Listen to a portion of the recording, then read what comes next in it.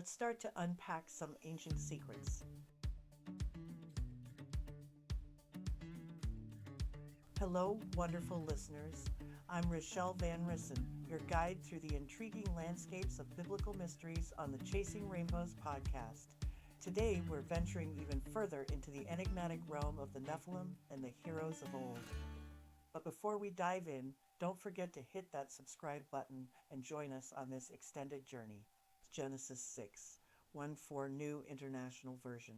When the earth started buzzing with life and daughters graced the scene, the sons of God couldn't help but notice the beauty of human daughters. So they decided to take the plunge and marry whomever they fancied.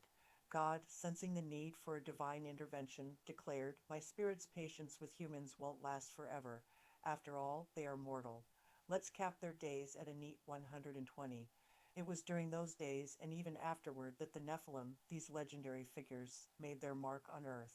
How did they arrive, you ask? Well, the sons of God decided to mingle with the daughters of humans, and lo and behold, the Nephilim emerged heroes of old and men of renown.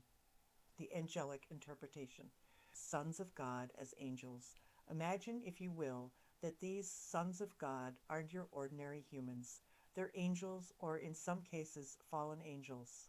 Now, we've seen similar phrases like sons of God used for angels in other parts of the Bible. Think Job 1:6, Job 2:1, and Job 38:7. Cohabitation with human women.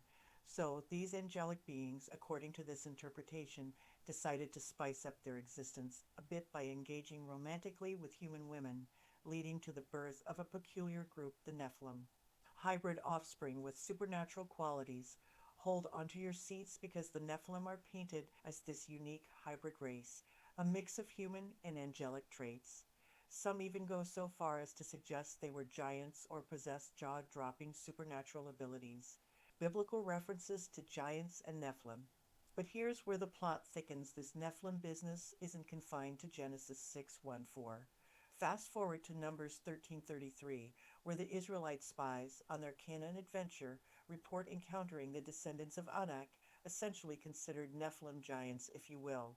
Also, don't forget about Deuteronomy 2:10-11, giving us a glimpse into the Emim, another giant-like crew often associated with the Rephaim. And speaking of giants, let's not overlook the famous giant we all know, Goliath.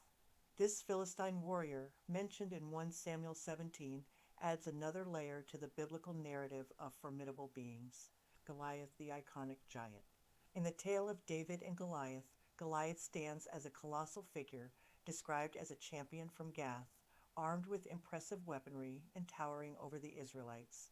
His encounter with the young shepherd David showcases not only the triumph of the underdog, but also reinforces the biblical theme of the mightiness of those perceived as giants, exploring the mysteries.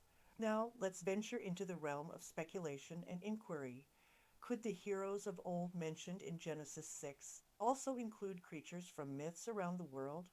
Are we talking about legendary beings from various cultures and civilizations? And what about the lingering question, do Nephilim still roam the earth? Is our world once again resembling the pre-flood days of Noah?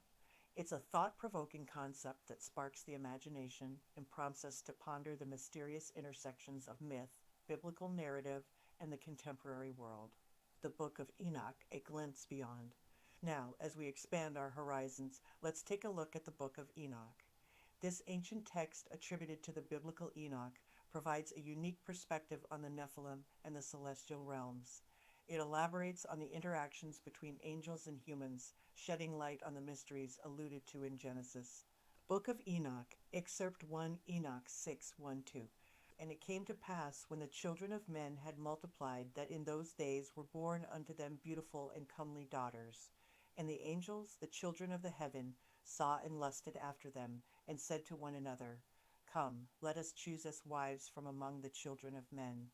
While the Book of Enoch is not considered part of the canonical Bible by most Christian denominations, some find it valuable for understanding the cultural and historical context of biblical times.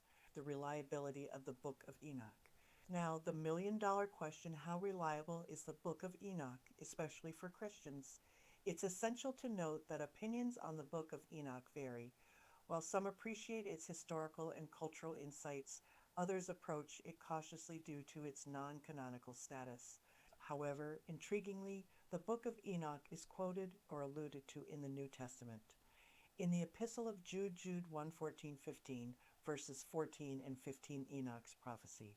It was also about these that Enoch, the seventh from Adam, prophesied, saying, Behold, the Lord comes with 10,000s of his holy ones to execute judgment on all, and to convict all the ungodly of all their deeds of ungodliness that they have committed in such an ungodly way, and of all the harsh things that ungodly sinners have spoken against him. This connection raises fascinating questions about the cultural milieu in which Jesus and the apostles lived. While the Book of Enoch may not be considered divinely inspired by all, its historical and literary influence in the biblical world cannot be dismissed. Your thoughts and theories. I'd love to hear your thoughts on this intriguing journey into the Book of Enoch. Do you see it as a valuable source for understanding the Nephilim and the pre-flood era? Share your insights on our social media platforms, and let's keep this captivating conversation.